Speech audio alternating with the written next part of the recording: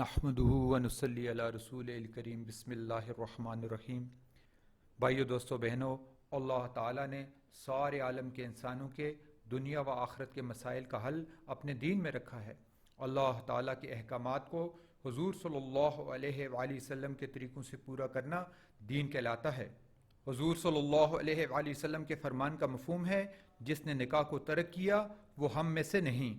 نکاح کے ترک کرنے والے کو حضور صلی اللہ علیہ وآلہ وسلم نے اپنی امت سے خارج کر دیا۔ اللہ تعالیٰ نے فرمایا کہ میں نے تمہیں مرد و عورت کے جوڑے کی شکل میں پیدا کیا۔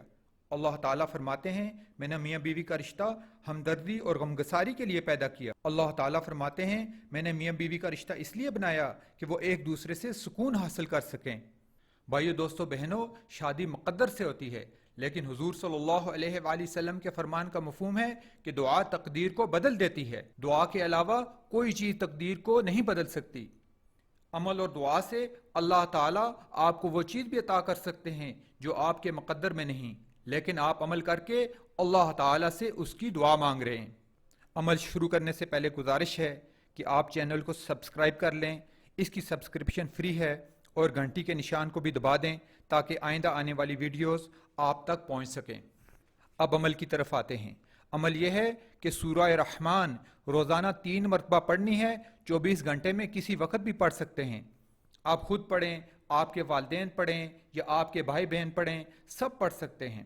سورہ رحمان کو عروس القرآن یعنی قرآن پاک کی دلہن کہا جاتا ہے۔ دوسرا عمل یہ ہے کہ حسبنا اللہ و نعم الوکیل روزانہ 313 مرتبہ پڑھنا ہے۔ اس عمل کے اول و آخر کم از کم 1 مرتبہ درود شریف پڑھنا ہے۔ اس عمل کے ساتھ نماز کا اہتمام کریں۔